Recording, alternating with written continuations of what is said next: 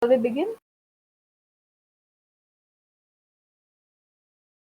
A very good afternoon to all of you, those who are present, dear students, faculty members. It's an honor for me to present before you an esteemed university of Nottingham, Trent University, UK. So before I begin, I'll just give a small introduction. My name is Shari Pillai, and I'm working as an international relations officer here at Parul University. The main aim of putting this webinar in front of you was to give you a glimpse and idea about the course options, the benefits being computer background students you have in for your masters in UK. So today I have with me Dr. Claire Newsted. She's Associate Director of NTU Global. Welcome, Dr. Claire, and thank you so much for your presence. I also have with us Ms. Vidhi Sahai. She is a Senior Global Partnerships Manager for South Asia, Southeast Asia, Australia at NTU Global. Thank you so much, Vidhi, for your support and being with us here today. Thanks, Sherry. Okay. So here, I'll just give you a brief introduction to our audience. So I have students from CSE and IT engineering who are doing the 4 years of bachelor's. I also have students from BCA who are 3 year bachelor students, and also from applied sciences, those who are 3 year bachelors.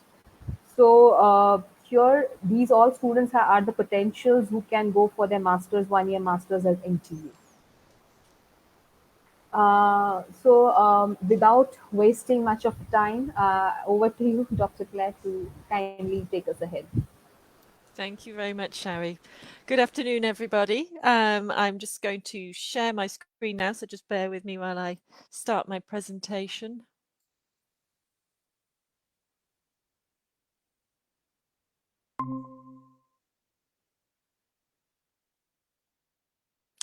Okay, could somebody confirm that you were able to see the presentation? Yes. Yes, we can, Claire. Yes.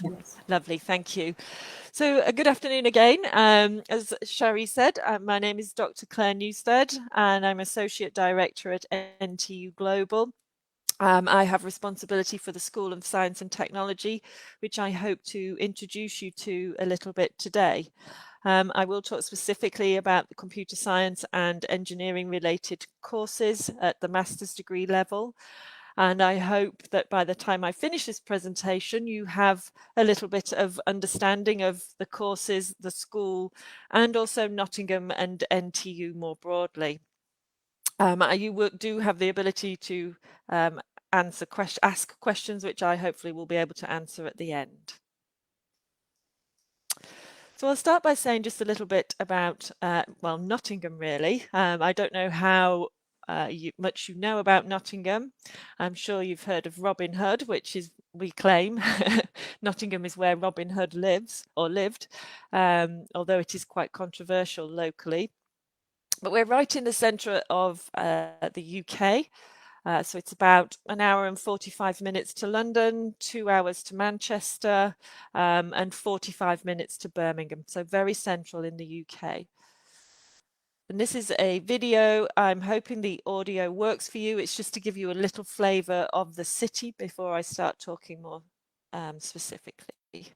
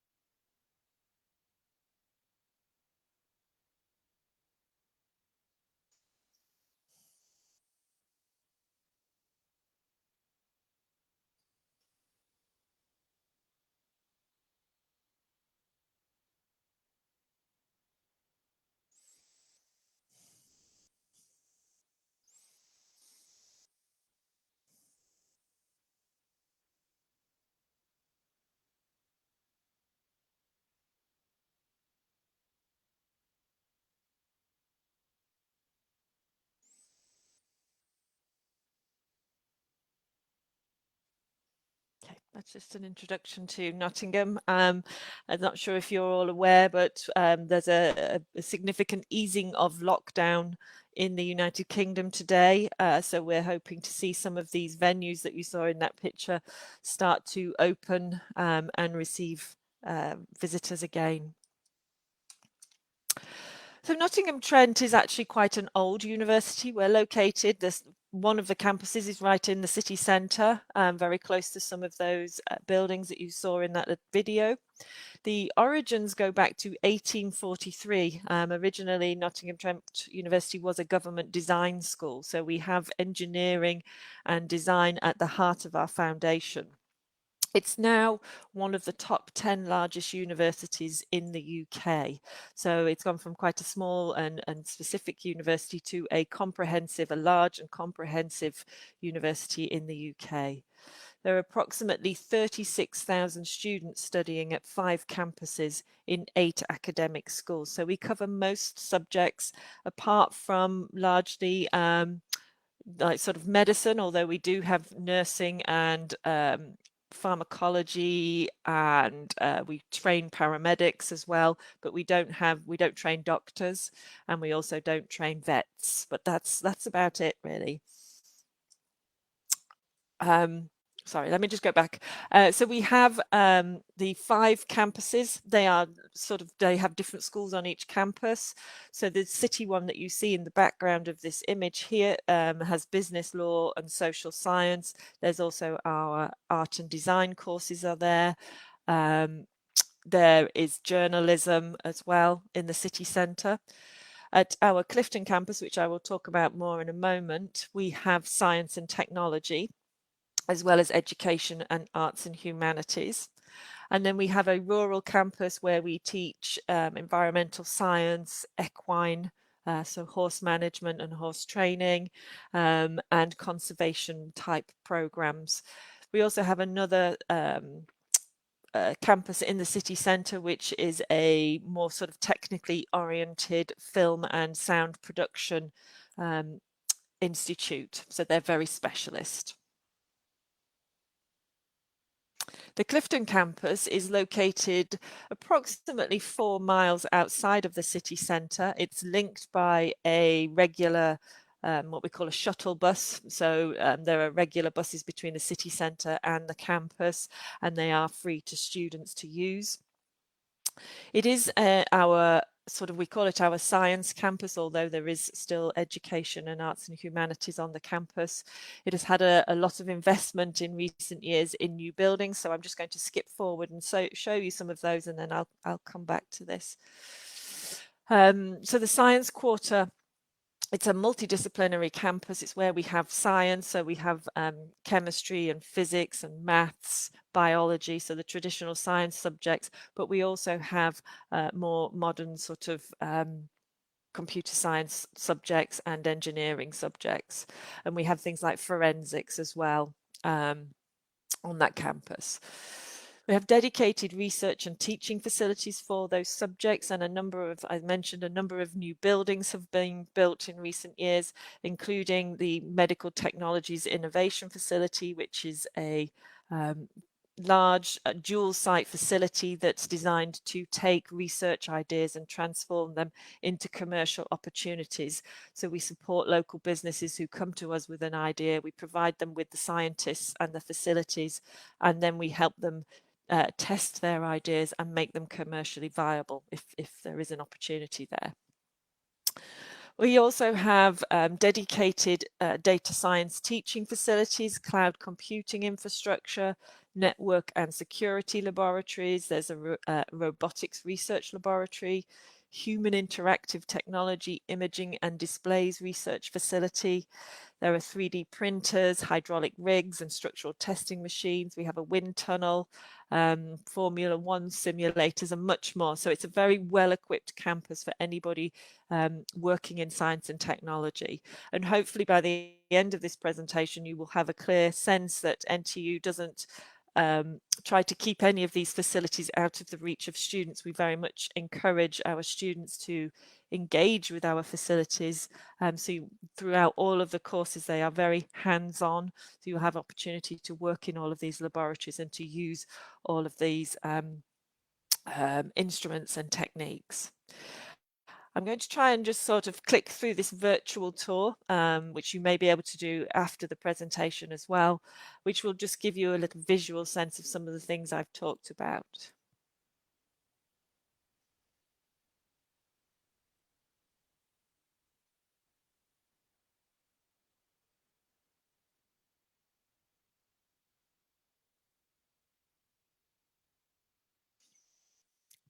So you can look on this website in your own time, but I just wanted to take us through a few images. So this is the Clifton Campus.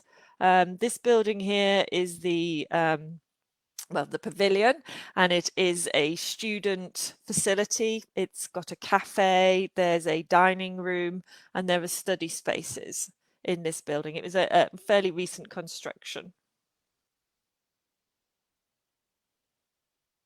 This is one of our robotics laboratory. This is inside our Centre for Interdisciplinary Research. So there are numerous different research laboratories in this building. They are doing research that brings together different disciplines. So there's a physics across this corridor doing research on imaging and working in the heritage sector. So it's very interdisciplinary. But it is where our robotics are. But where's my little? This is a lecture theatre, so this is a sort of standard space where students come for a large lecture. As I will talk later, we also do teach in small groups, but if there is a large group, this is the type of building where it would take place. This is a group study space, so there is lots of opportunity on the campus at Clifton to work in groups with other students. So we facilitate that by these sort of group spaces where you can talk and work at the same time. You can share screens as well in some of those spaces.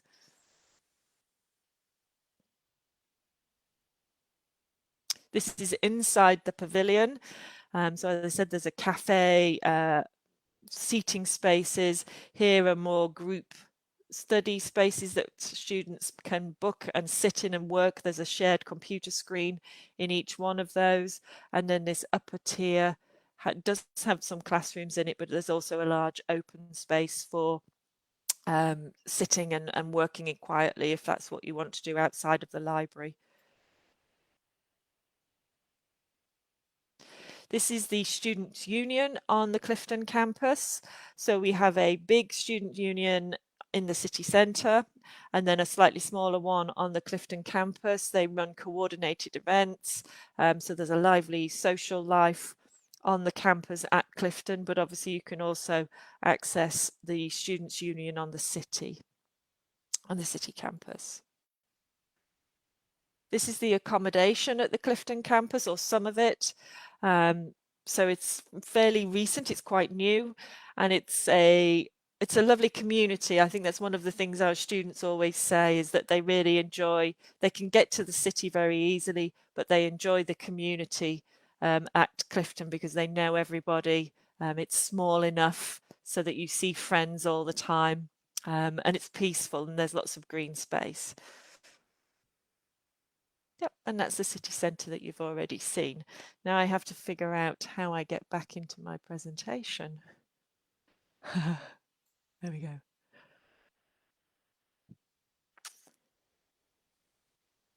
Does anybody have any ideas how I get back in? You can just click on the presentation below. Below your tab, there is P. If you can Thank just you, sorry. explain. Thank you. Yeah. It's easy. This is so it's still on the Clifton campus. This is our brand new engineering building. This was completed 2019, I think. And it is specifically designed for our engineering programs, which were also redesigned at the same time. So there are classrooms which are very flexible. They can be small group classrooms, so where people are generating ideas, and then as they start to generate those ideas into prototypes and want to build and model their ideas, the classrooms can be opened out into larger spaces to facilitate the construction of prototypes and designs for testing. So it's a very flexible space and designed specifically for engineering. Oops. Also on that campus is our new smart wireless innovation facility. So it's going to become a living lab for researchers, businesses and policymakers, where we can showcase and demonstrate how network technologies can be translated into everyday life. So this facility will become an incubator and again an area for testing ideas. So local companies and NTU staff and students will be able to work on projects and test ideas for how this new sort of how network technologies can be used and applied. So we're quite excited about that for the campus, because we think it will have immediate effects as well on student use of the campus space. So I said I would jump back. So yeah, so it's a very, the Clifton campus is a very vibrant student community. It does have everything there that you need. So your teaching and learning areas, there's the library and study facilities, but there's also social space in the form of the cafes and canteens and also the Students' Union.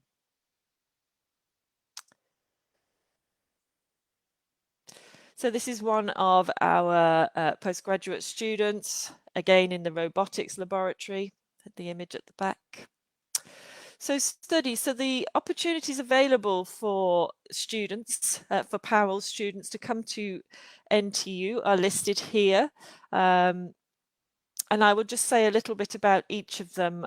I have left these ones highlighted. These are brand new courses, so we would need to talk. Sherry, perhaps we could have a conversation about whether or not these ones are courses that your students might be interested in, but I just wanted to highlight them just in case. So we have IT security. This course looks at assessing security risks to IT organization. You will evaluate solutions to mitigate risks in organizations. So there are courses on that, or classes on that course in computer forensics, internet programming, network protocols, and cloud security. So this course is very good if you come from a non-computing background. So it's a fast, what we call a conversion course. So if anybody's not sort of necessarily strong in computing, but has done mathematics or another science, then this could be an option for you. You will hear as I go through this that all of the courses have several things in common. One of them is the hands-on teaching, and another one is an emphasis on sort of work-based learning. But I will say more about that in a moment. Data science, so an MSc in data science, you would look at big data, infrastructure, artificial intelligence and data mining, and also statistical analysis. Again, the emphasis there would be on how can we use those techniques to improve the performance of enterprises and businesses. So there is a module on that course on deriving business value, which would look specifically at that. So these are not just exclusively technical courses, they also look at how the information that you learn, the knowledge and the skills that you acquire through the course can be applied after you've completed the course. Cloud and enterprise computing looks at the design, development and management of scalable enterprise level information systems. You would look at enterprise and public computing clouds, but also, again, sort of more of the business oriented modules. So there's an opportunity, for example, to study entrepreneurial leadership and project management in that course. Engineering management is very much more leaning towards the business management of engineering and computer projects. So it's much more business in this course. So there, for example, there are 2 modules specifically on business development. One is on new business development, sort of entrepreneurialism, and another on global business management. So both the kind of very local, developing an idea into a business, but also working in a global sort of organization. So more diverse business skills. Computer science is fairly sort of generic computer science. So those of you who are studying computer science may be interested in continuing to deepen your knowledge in that area by taking an MSc in computer science. But we do have 2 more computer science degrees that are a bit more specialist. So engineering electronics and engineering cybernetics and communications. These 2 do share some modules, but they are obviously specialists. So the electronics engineering course looks at imaging and display technology, digital control and wireless communications. There's an emphasis on engineering design and optimization. So using those computer techniques and mathematical modeling to optimize engineering design. In cybernetics and communications, the emphasis is on robotics. Again, there's wireless communications and mobile networks, but it's really around the robotics element. A number of these courses have January starts as well as a September start. So I think the 2 that are only September, so data science is only September and cloud and enterprise computing is only September. The rest also have an opportunity to start in January. So these 3 courses here are brand new engineering MScs, and they are very much sort of looking to the future of engineering. So they're not, we've moved away from the kind of traditional mechanical engineering or electronic engineering to look at what are the needs of industry in the future and what do our engineers need to be doing, what are the questions that they need to be asking. So transport engineering is about the future of mobility. What will that look like in a low carbon future, for example? Sustainable engineering and energy, so it takes the low carbon future as its focal point, and particularly asks questions around how do we deliver low carbon energy in the future. And then medical engineering, this is one of our areas of strength. And if you recall, I mentioned the Medical Technologies Innovation Facility. So this would link in with that. And this is about delivering engineering solutions for healthcare. So that may be in the delivery of systems within hospitals, but also in terms of the human body. So we have a number of academics and researchers working in biomedical and smart materials for the human body, so biocompatible materials. So the NTU is top 10 in the UK for engineering. So we've got a strong reputation. And as I said, this goes back to our very foundations. So it's kind of in our DNA, if you like. And I'm just going to now move on and say a few things about what the courses would look like in terms of your experience of them. So all of those courses are 12-month programs. So they're not just an academic year, they run for 12 months. 12 years would be far too long. Some courses, as I said, offer September and January starts, and they all offer an optional industrial placement. So if you started in September and your course, a normal course would run September to September, if you were to take the optional industrial placement, which is a 1-year placement, you would start in September, and then in June you would begin a year-long placement which would last until the following June. You would then return to NTU and complete a research project. Many students complete that research project based on their industrial experiences, so it gives them a very nice sort of real world example to use as a foundation for their final projects. Often those placements, are paid opportunities. They're not guaranteed, but we do provide a lot of support to students to access those opportunities. So there's a good chance of getting an industrial placement, and it would be paid if you were able to get it. I don't think we would be encouraging you to take unpaid opportunities for a year. We've done a lot of work at NTU, and we've won a number of awards around work-based learning in recent years, and we've monitored the impact of that. And we know that industrial placements do offer benefits to study outcomes. So students who undertake a placement during their studies do better than students who don't. Their degree outcomes are higher. And we also know that they go on to earn more money in their career. So they will much more quickly into work and also command a higher income in work. To enable students to access that, all of our students, including our international students, have access to extensive support. So each of our academic schools, so the Science and Technology School, Science and Technology included, has specialist placement tutors and an opportunities database that students can search.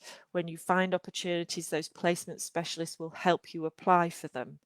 They will help you with the preparation of CVs and with interview techniques. So if there's any sort of, I know it can be quite intimidating if you're not from the UK to then have to apply for a job in the UK, because there are different conventions and different ways of writing a CV, for example.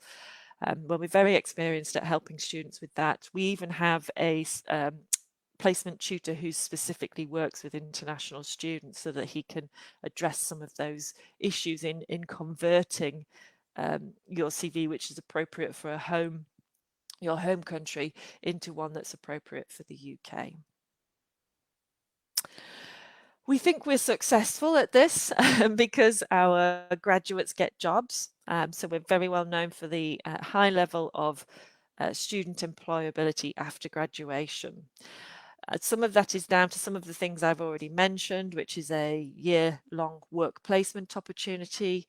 There's also often opportunities for shorter work placements. So for example, if I just skip back, here and during the summertime, if you were just on a year-long course, you would be able to do a work placement in there, because you would not be studying in class, you would be working on your project. So there would be an opportunity to do work placements there that are shorter and may also inform your final projects.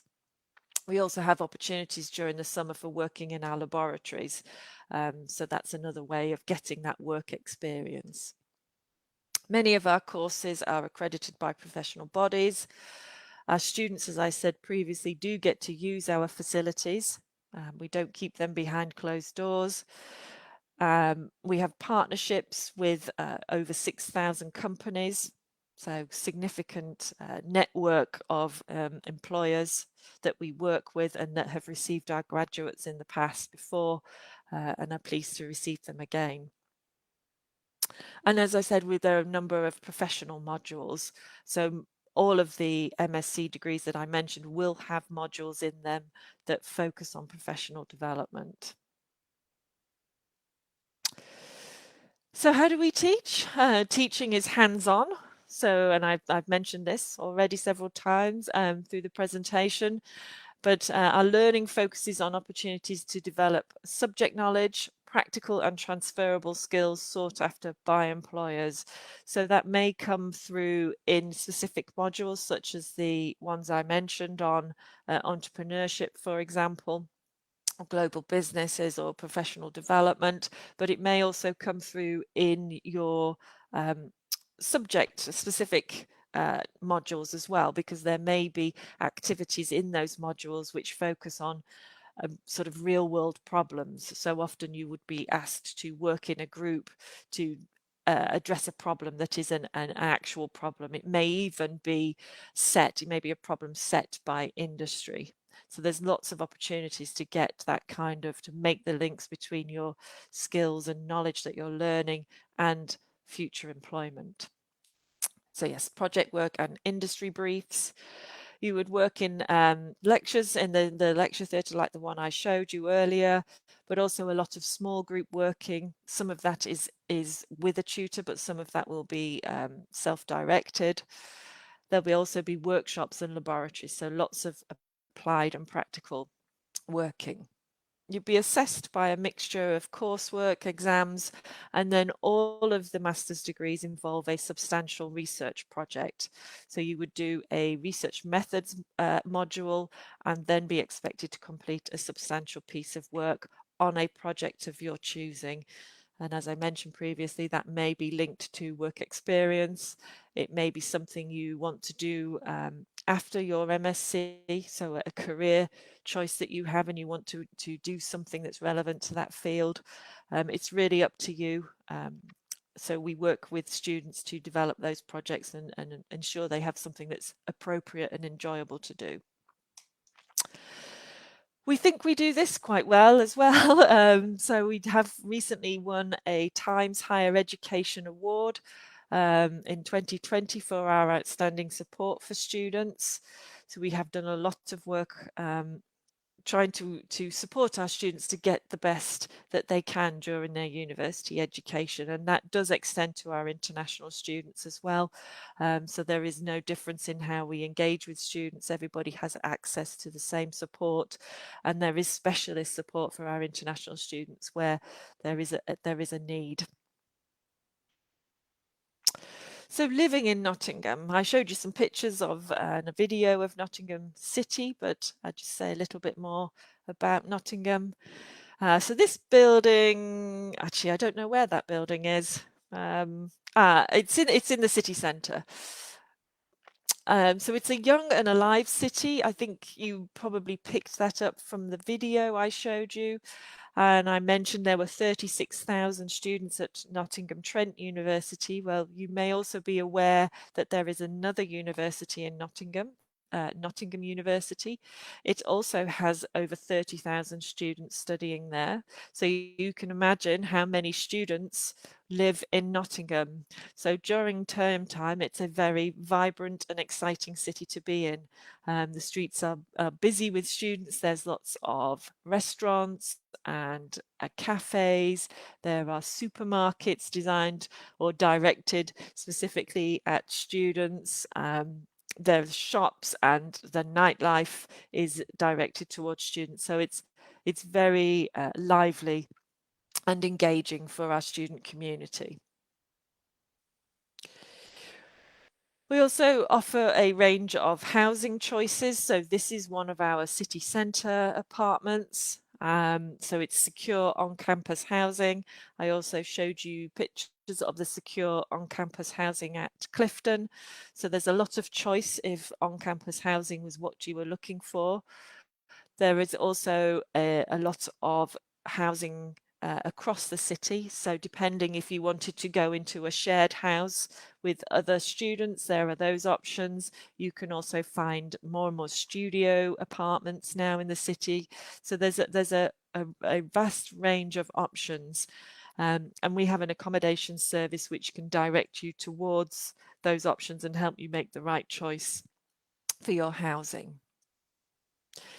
I include this picture of NTU Sports. So these are our rugby players, and they are playing, I think, perhaps at Clifton. So we have a very active sport, sort of a varsity club sports on campus, which our students are welcome to join. We also have a gym on Clifton Campus, and also in the city centre there's a sports hall at Clifton.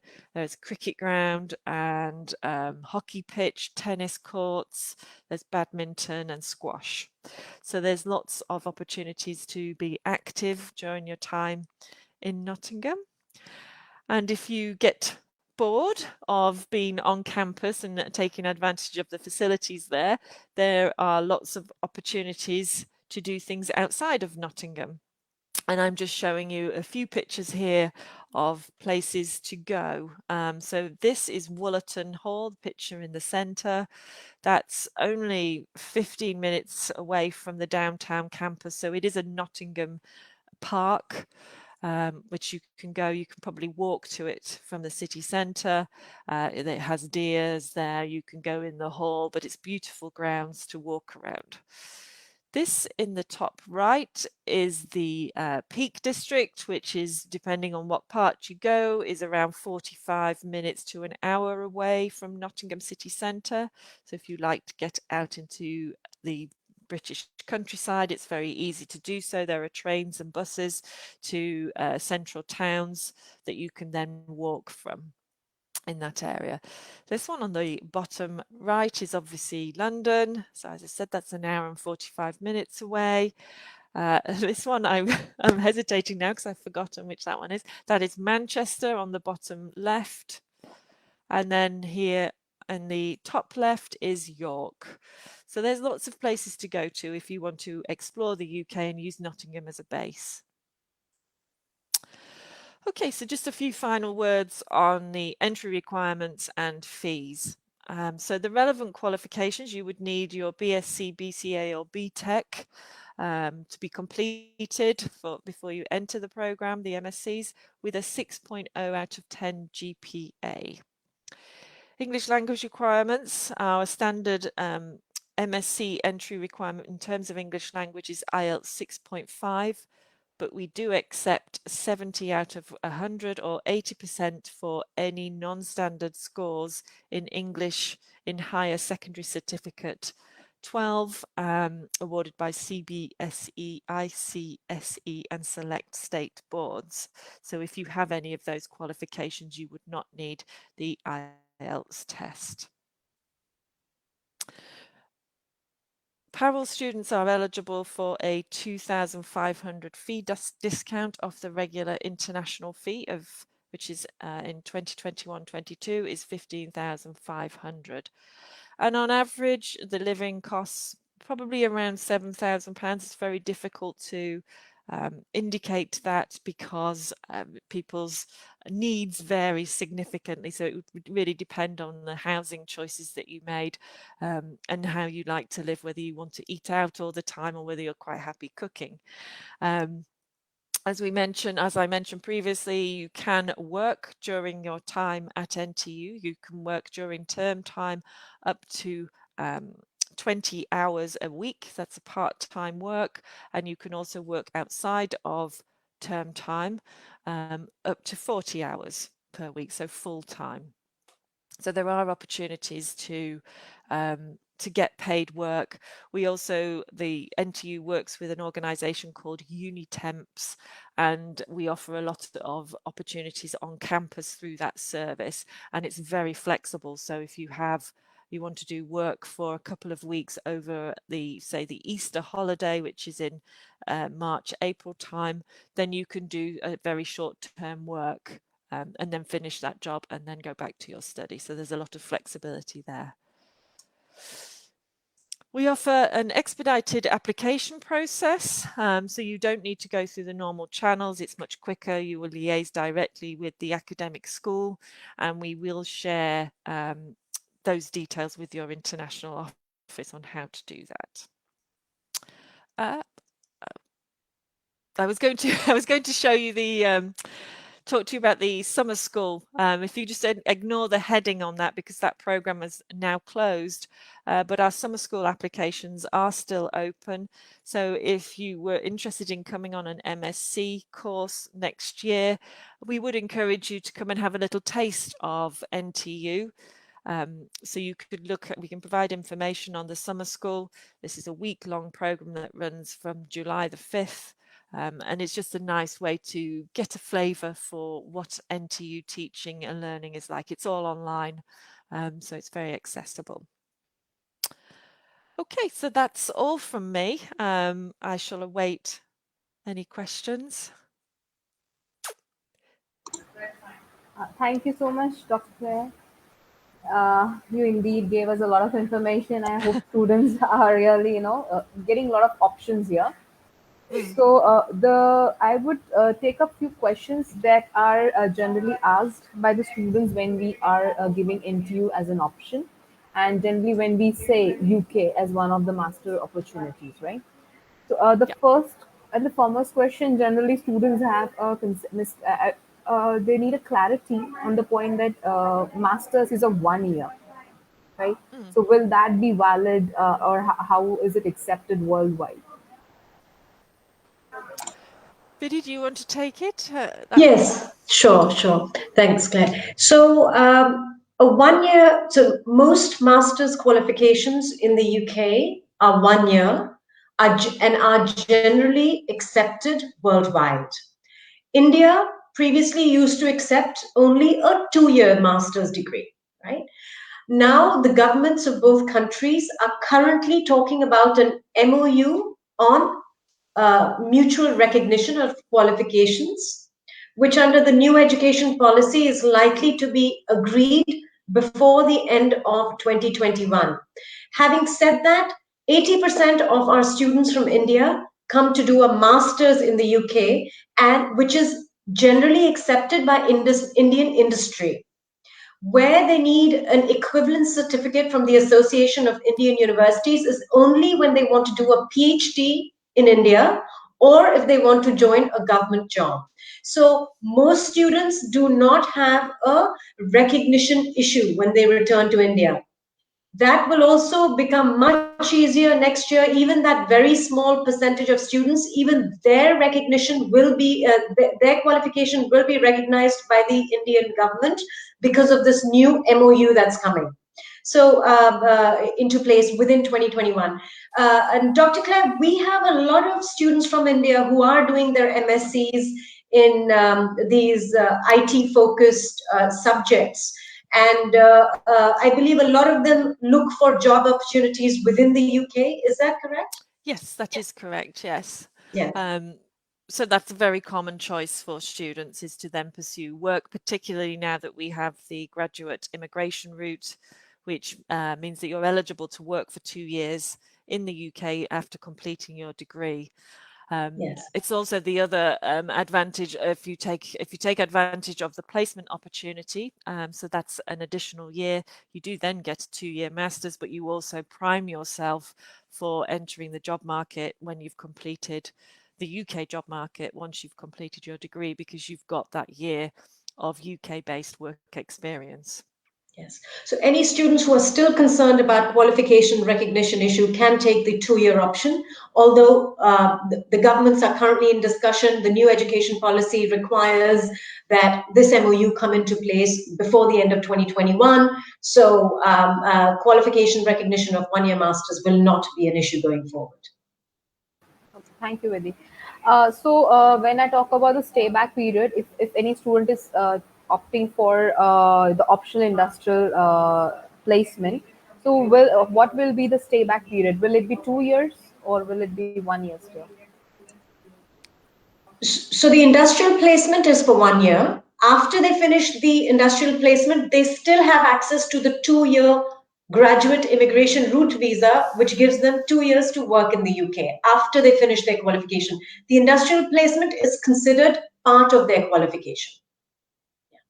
Okay, thank you.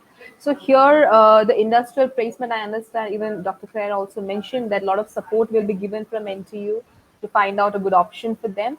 So is it allowed that students should be working in UK or outside UK is also allowed? It is also allowed to work outside the UK. Yes. Okay, fine.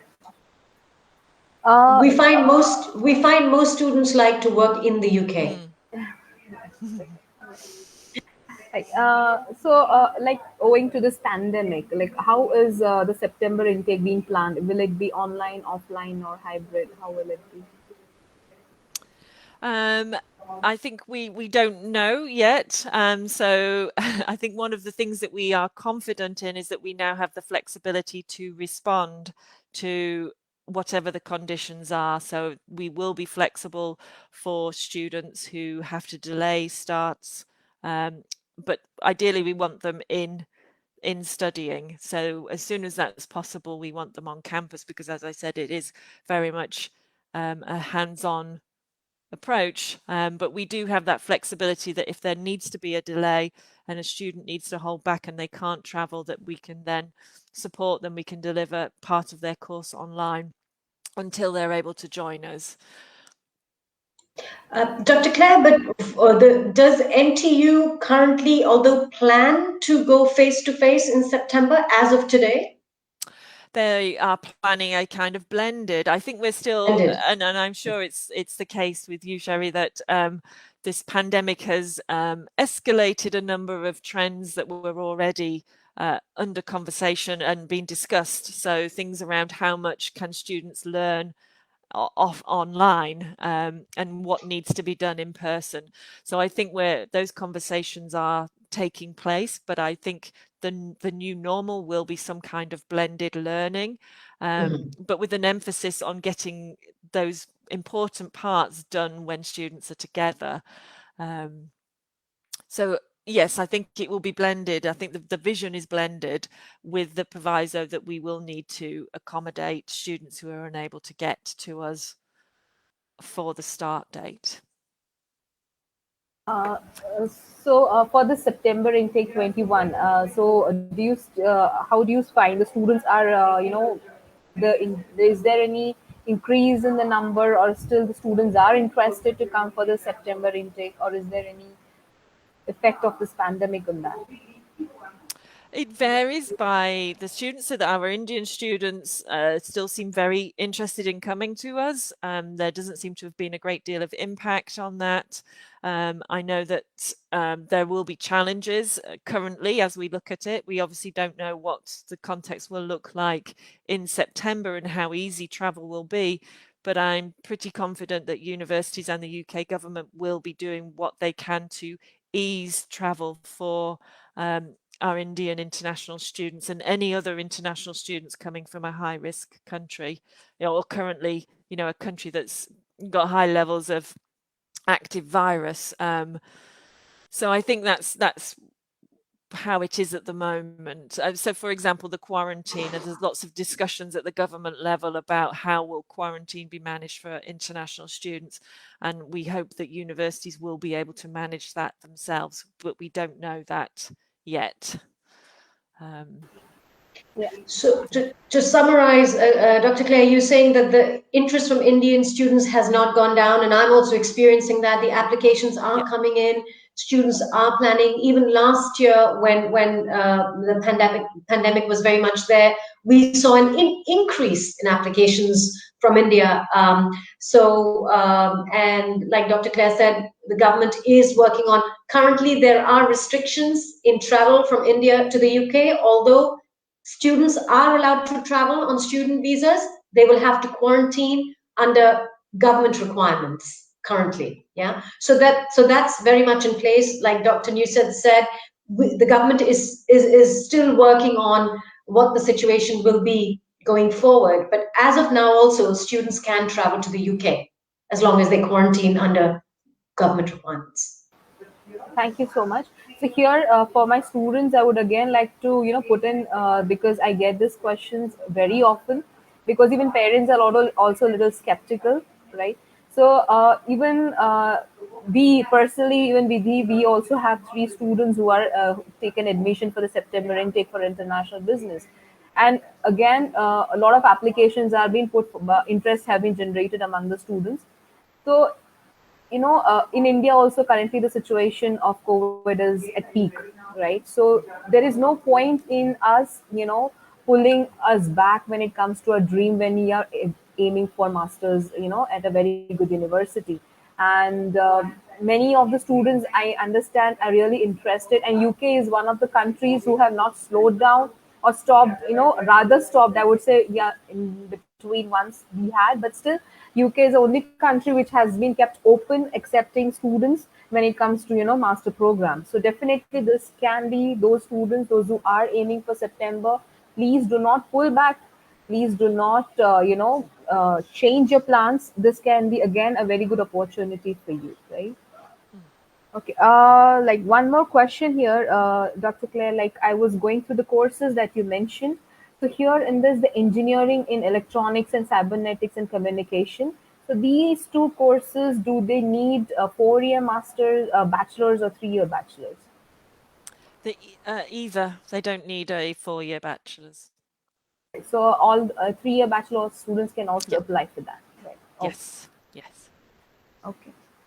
Right. Another question here is when it comes to work opportunities, because definitely students after completion of their masters, that's the one thing that they are looking forward. And what I have experienced in last couple of months is like students are not having UK, do not have much information about UK as opportunities when it comes to IT and CSC. Okay. Mm. So they are a little bit skeptical whether they will be getting job. There are good organizations. Will they be getting hired? So can you just put something more light into it? Can you just give more exact figures or something that students can really look into as one of the options? For Sorry, I'm here, Claire. you're Yeah, yeah. hearing. We can So, hear you. Yeah, yeah. so for post-study or the placement? Post-study. I think it's post, so basically job opportunities once they Yes. complete Yeah. their MSc. Yeah.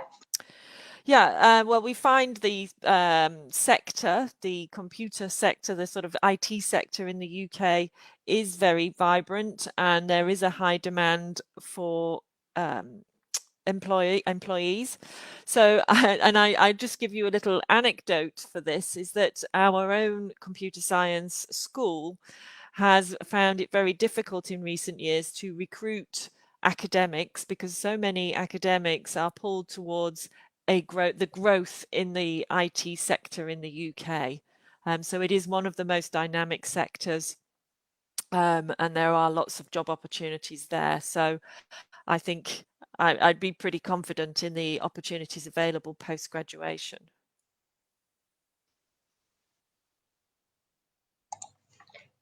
Thanks, Dr. Claire. I think there might be a problem with Yes. Sherry's connection.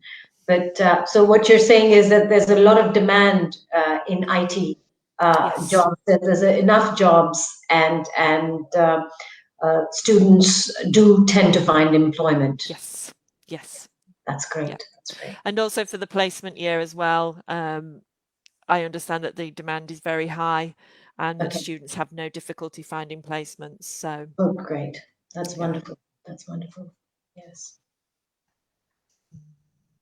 So I think I might also take this opportunity to add that all Parul University students, like Dr. Claire said in her presentation, get a fee discount of £2,500. Yes. So that's a guaranteed scholarship. You do not have to apply for a scholarship. That's a guaranteed scholarship, which is only open to Parul University students as a result of this partnership. And Biddy, do you want to say a little bit about the other scholarships that are available? Because I know for some of these courses there are other scholarships. Yes. Hello. Sure thing. Yes. Hi, I'm Sherry. extremely we lost electricity, we lost power here, so I'm so sorry for that. Ah, okay. No problem. No problem. Yeah, I said no. There is a cyclone alert, That's so a fine. lot of things are going, in between. A lot of Yes. yeah. Yes. Okay. Yes. Yes. Yeah, So I Dr. Claire I was just don't know. Like saying that. Can you hear us, Sherry? yes, yes. So Dr. Claire just summarized that there is a lot of employment opportunity for computing IT students, and both for the post-study work opportunity as well as the industrial placement. So it's one of the sectors where there is a lot of employment opportunity. And I had added that all parallel university students will also get a £2,500 scholarship, which is a guaranteed scholarship as a result of the partnership. And Dr. Claire was adding that there are other competitive scholarships that students can also sort of apply for. Yeah, actually, I was about to ask, my next question was that, because is there any added scholarships, because we have students those who are coming with excellent education background or maybe good IELTS score. So is there anything that the students can get advantage of before applying or after reaching there? Lydia, you? The students have to apply for scholarships before reaching here, right? So, and they can apply for competitive scholarships, but if that amount is higher, if they are able to get that scholarship, then they will not be able to avail the partnership discount. So either one of them they can get an advantage of. Yes, yes, yes. I think the timelines, the applications for the September intake, the scholarship deadlines, the competitive scholarship deadlines may now be over. For January intake, they can potentially still apply, but regardless, they will get the partnership scholarship of £2,500. So is there any other than, like, before we applying, is there something that they can get once after reaching there as well, like based on their performance or any community scholarships, anything like that? No, we don't have scholarships like that. Most students opt to do part-time work, which they're allowed to work 20 hours a week when they're here. And while semester is on, during holidays, they can work 40 hours a week, which is full-time. And we find that a lot of students subsidize their accommodation costs by working part-time. Vidhi, what is the minimum wages that is right now ongoing for the students? That's a good question. It depends on the age of the student. And I don't really have it from the top of my head. Claire, would you know what? No, it recently changed. It recently changed, and it was increased. But I can share that with you. It's on our government websites. It's a government-regulated thing in the UK. So I can share that with you. Yes, and it depends on the age of the student as well. Okay, and Vidhi, like, if in case if the student wants to opt out of the university accommodation, that they want to go find out for something with themselves, maybe not the hostel facility that is available. So, are there any other options or specific, like, where we can find some subsidized student accommodation? Yes, yes. Our accommodation website, web pages provide all that information. The university has a very big accommodation team which can help students find off-campus accommodation as well. A lot of students, opt to sort of get together and rent a house, and they don't want to live on campus, so you can do that as well. But the only thing is, we find that the cheaper, the better accommodation gets taken up quickly. So if students are interested, they need to apply sooner rather than later, so they can start exploring these options. Yeah. So, Vidhi, what is the deadline for the September intake? What is the deadline for the applications? We've been very, very flexible, I believe, Dr. Claire, this year, and because of the COVID sort of situation. I know that in a lot of schools, we are taking applications up to as late as July. Obviously, the more popular courses might fill up sooner. Would you agree, Dr. Newstead? Yes. The IT courses are highly in demand, but we are accepting applications as late as July, because we have to give enough time to the students to even apply for visas, right? If they do plan to sort of fly into the UK or can fly into the UK by September. With the IT courses, they're in high demand, so the sooner the better. But again, we will accept applications as late as July, given there is space in the courses. Yeah, Would you here agree, Dr. even I Claire? would like to update like Yes. due to Yeah. the scope. Yeah, here I would like to update like due to this pandemic, the even for those students the plan for the IELTS, there has been a lot of date issues because the centers are not active right now, so the dates are getting postponed. So Yes. apart from IELTS and TOEFL, is there any other English language test that has been accepted there? Yes, their 12 board exams, if they have CBSC or ICSC boards, then if they have 70% or well, 70 out of 100 or 80% if the score is not out of 100, then we accept those 12th grade board exams. Gujarat State Board is not accepted, but some other state boards are accepted in case your students are coming from outside of Gujarat.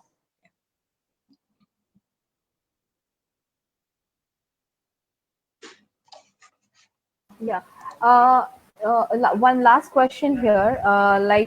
As Dr. Claire was mentioning regarding few courses which can be,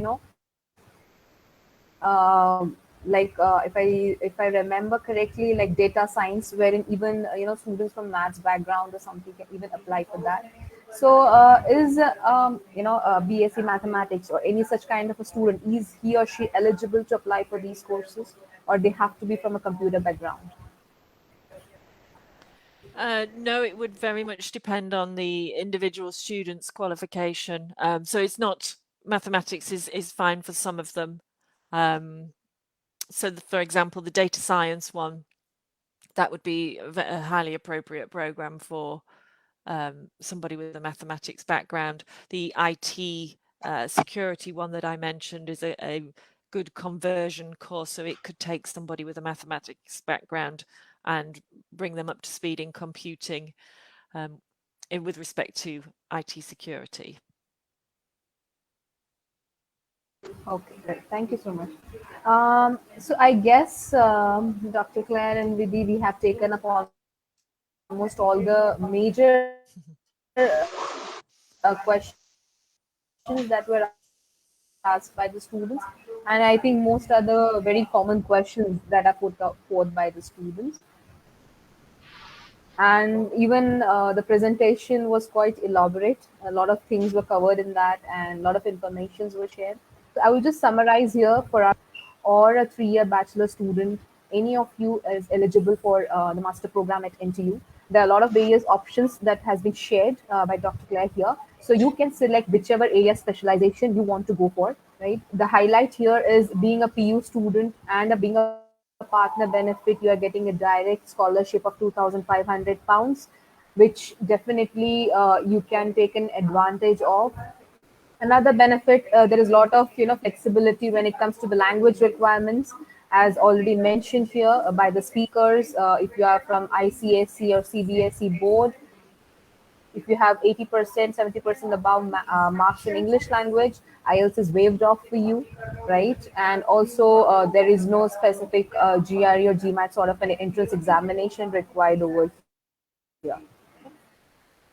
So all those students, those who are recent pass out, those who are planning to move abroad for their masters, for them, please, this is a very good opportunity and also one of the top ranked universities.